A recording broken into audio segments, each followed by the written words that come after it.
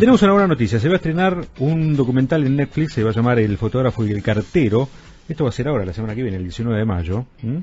Vanessa Ragone es presidenta de la Cámara Argentina de la Industria Cinematográfica y representante de productores en el Consejo Asesor del INCA y productora, obviamente, de este documental. Vamos a hablar de eso y otros temitas más. Vanessa, te estamos saludando aquí en Regreso 770, todo el equipo completo del programa. ¿Qué tal? Buenas tardes, ¿cómo va?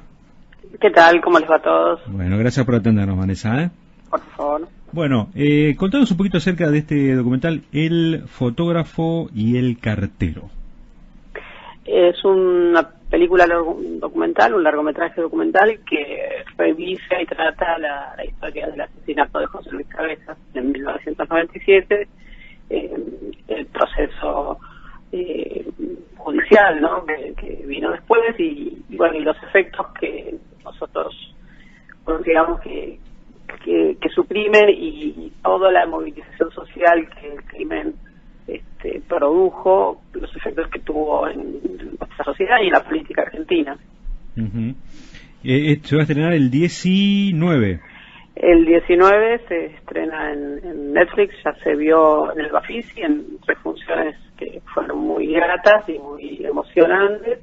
Y bueno, y es un recorrido por esta historia que, por supuesto, para cualquier periodista argentino es una historia bien sabida, pero nos damos cuenta de que algunas nuevas generaciones, incluso de gente que trabaja con nosotros, con Alejandro, que es el director, y conmigo, por ahí no lo tenían tan claro, digo, quizás conocían algo del caso, quizás conocían las frases, no se olviden de cabeza, pero estaban como un poco se iba perdiendo el hilo de la historia, y nos pareció que era relevante contar lo que sucedió y la conmoción que produjo y lo que movilizó a nivel social el asesinato de un periodista. Sí, Vanessa, ¿cómo te va? Edgardo Chini, saluda, buenas tardes.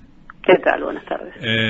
Sí, además digo, para uno que labura mucho en este oficio, también digo la importancia de seguir manteniendo fresca la figura de Cabezas, ¿no? En lo que tiene que ver con lo que sucedió a partir del cumplimiento de su rol, ¿no? De su rol profesional. ¿No se va a exhibir entonces ni en el Gomón ni en ningún otro cine? ¿No tenés circuito cerrado al respecto?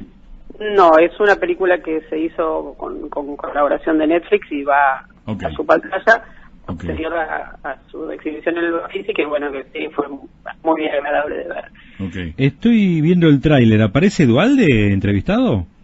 Sí, Duhalde está entrevistado en la película, así es. Es una entrevista central. Bueno, una larga entrevista, pero central, digamos, son la entrevista a Gabriel Bichi, al doctor Robecki, que fue el abogado de la familia, al doctor Casó, pero bueno... Bueno, es la época de la maldita policía, ¿no? La maldita policía de ese momento. ¿Estaba Closig en esa época? Se me mezclan la Closig, creo que estaba, ¿no? Claro, es que Duhalde tiene una relevancia central en la historia y está en la película bastante, y justamente lo que un poco la gran duda del momento del asesinato de Cabezas era, bueno, era un ajuste de cuentas, era un mensaje de la maldita policía, era una cuestión entre políticos, era lo que finalmente terminó yo no quería spoilear tanto. No voy a spoilear más, pero justamente pero aparece en el tráiler, aparece en el tráiler. Porque incluso la maldita policía también, no sé si está en el equipo de trabajo de investigación, pero Ricardo Rajendorfer trabajó mucho en aquella etapa de la investigación. ¿Está Patán en la película? Está Patán, el amigo Patán, bueno, entonces... El amigo Patán que dice unas frases espectaculares. Y el amigo Patán, yo creería que no puede faltar en todos estos tipos de propuestas, y además que le puso el cuerpo como corresponde al asunto. Te quería llevar un poquito también al tema. Nosotros abordamos mucho desde aquí de Regreso 770 todo lo que fue el conflicto a partir de la situación que terminó con la renuncia de Puenzo, ¿no? Y sé que vos también te posicionaste incluso en lo que fue la manifestación y la movilización allí a las puertas del Inca. Mi pregunta es, ¿hasta qué punto esto quedó en un enmarañamiento, no sé si dije bien la palabra, en esta compulsa entre Tristán Bauer y Puenzo, o hasta qué punto va a empezar a traer respuestas concretas a la situación que vive la industria argentina, ¿no?, en el tema cinematográfico, principalmente para los productores independientes, ¿no? Bueno, hasta dónde llegarán las cosas, no, lamentablemente no lo puedo saber porque no está en mis manos, pero por supuesto que lo que estaba sucediendo y que terminó con la renuncia de Puenzo, que no fue renuncia, sino fue despedido por el presidente. Sí, claro. Vale la corrección. No, pero es que todo llegó realmente escaló a un lugar en el que no es habitual que nuestra actividad escaló bastante feo. Digamos, ahora, bueno, está el vicepresidente de Luis Puenzo en gestión de la presidencia. Se espera que eventualmente haya un nuevo nombramiento. Es un momento muy complicado porque hay pocos recursos, poca recaudación, 2 años de mucha inactividad. Ya veníamos de años previos con poca actividad en el Instituto de Cine. Los 2 años de Puenzo fueron, entre la pandemia y la falta de gestión, fueron muy letales. Y sucede algo muy curioso, que es que hay mucha actividad audiovisual en Argentina, se están filmando muchas series, que no es lo mismo, digamos. Se están haciendo muchas cosas para plataformas, digamos, pero lo que va en caída libre es el cine independiente. La producción nacional, sí, me consta, tengo muchos amigos en el ambiente, y la producción nacional, obviamente y además la idea de quedarse sin ley de fomento, digo, una catástrofe. No, todo eso junto es una tormenta perfecta que se podría haber evitado. Es decir, no deberíamos, no era necesario llegar a este punto de preocupación, de angustia, de falta de trabajo para mucha gente. Digo, mucho de lo que se está filmando en la ciudad de Buenos Aires. Claro. Bueno, lo vimos con Robert De Niro, ¿no? Que está filmando para una plataforma que no es Netflix, pero también me llama esto la atención, Vanessa. Hubo tantas críticas a las plataformas, como hoy entiende uno Netflix, ahora hay muchas más, pero Netflix es como la Coca-Cola, ¿no?, de las plataformas, la más conocida, la primera en importancia. Y sin embargo, hoy por hoy casi que está salvando al cine, ¿no? Porque la gente dejó de ir a los cines y está consumiendo muchas plataformas, que probablemente eso, la pandemia es lo que lo potenció, ¿no es cierto?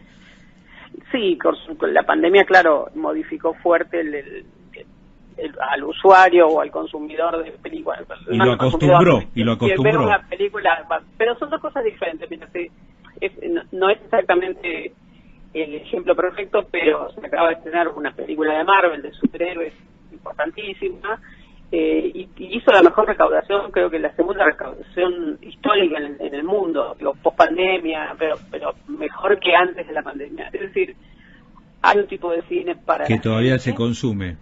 Sí, y también, y les voy a decir, nada que ver con Marvel ni con los superhéroes, yo estuve participando todos estos días del Festival de la Mujer y el Cine, que fue, como siempre, 34 años de un festival de cortometrajes de mujeres, digamos, una cosa que no podría decir quizás un poco distinta, digamos, no para el gran público en todo caso, aunque, ¿por qué no?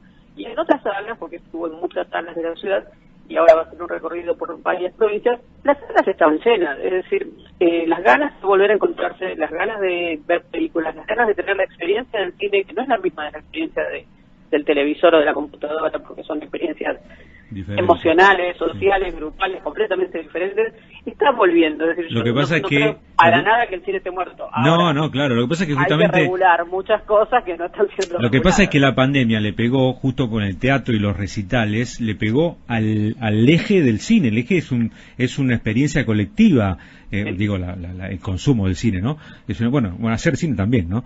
Digo, es una experiencia colectiva, o sea, la gracia del cine es que nos riamos todos al mismo tiempo, del mismo chiste, que nos emocionemos todos, que todos tengamos sensaciones de asombro. Acá hubo una política de reducción de presupuesto en lo que tiene que ver con la cantidad de jornada de rodaje, en lo que tiene que ver pero yo me refiero a lo que pasó con la pandemia, que nos obligó a tener que estar encerrados. No, está bien, pero digo, como respuesta hoy por hoy, el cine de productores independientes tiene una situación donde está complicado para subsistir. Se retrasa mucho el cobro y demás, y tenés... Bueno, hay todo un debate acerca de si debe haber un subsidio tan importante o la película tiene que ser, se tiene que, digamos, autofinanciar, debate, ¿no? Está bien lo que decir. Vanessa, yo creo que ese debate debería, digo, y lo hablo también porque lo hablo con amigos, digo, ¿no? Directores y demás, digo, que ese debate me involucro, digo, debemos darlo, digo, no hay que escaparle a ese debate que se da en lo que tiene que ver con la opinión pública cuando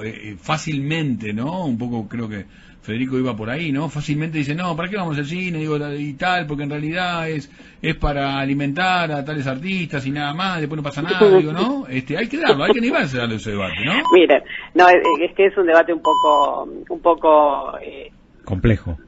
No, para nada complejo, es un poco básico. Claro. Yo le escuché el otro día a Hernán Lombardi, que la verdad que no puedo creer, haya que escuchar a Hernán Lombardi, pero hay que escucharlo.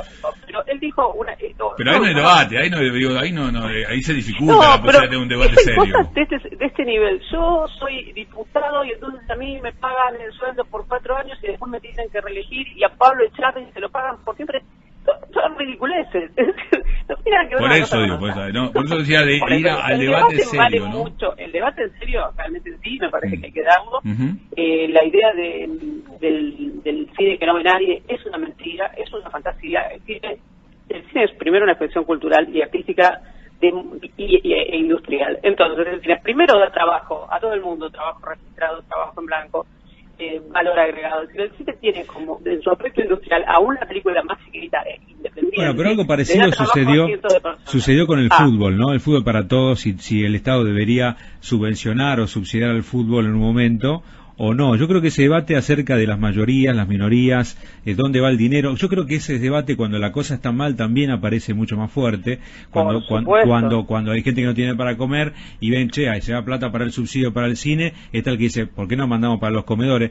O sea, porque no se puede, claro. Es muy sencillo, porque hay una ley que pensó una manera de financiar al cine sin tocar la plata de la gente que necesita comer, que lo pagan las mismas entradas del cine, ¿no? Absolutamente, entonces digo, no hay manera de que esa plata vaya a pagar comedores, excepto que es una nueva ley. Pero a la vez, si así fuera, estaríamos desatendiendo un sector importantísimo de nuestra cultura, nuestra industria, una industria que hace ingresar muchos millones de dólares, pero además una película que se hace en el Inca usa un pedacito de su presupuesto, lo pone a veces el Inca y no siempre. Luego salimos a buscar coproductores internacionales, prevendemos nuestras películas, negociamos con las plataformas y juntamos un montón de dinero, porque una película es un montón de plata, para hacerla. Esa película ingresa divisas del exterior, esas que tanto necesitamos, que los dólares que tanto queremos, las películas ingresan divisas, las películas luego se venden al exterior y vuelven a ingresar divisas. Es decir, lo que el Instituto de Cine pone en una película, cuando lo pone, es un porcentaje, no pone el 100% de ninguna película. Bueno, y una película es mucho más que lo que el Instituto pone. Nos convenciste, Vanessa. Nos convenciste. No, pero además no inventamos la rueda en la Argentina. Los institutos de cine existen en todas partes del mundo porque todo el mundo considera muy necesario, desde Francia hasta Corea, tener una cinematografía propia porque genera mucho valor agregado, te hace conocido en otros países. Ustedes lo han visto que ahora nos pasamos viendo cosas coreanas. Claro. ¿De dónde? Y se genera cultura, interés por la comida coreana y un montón de cosas.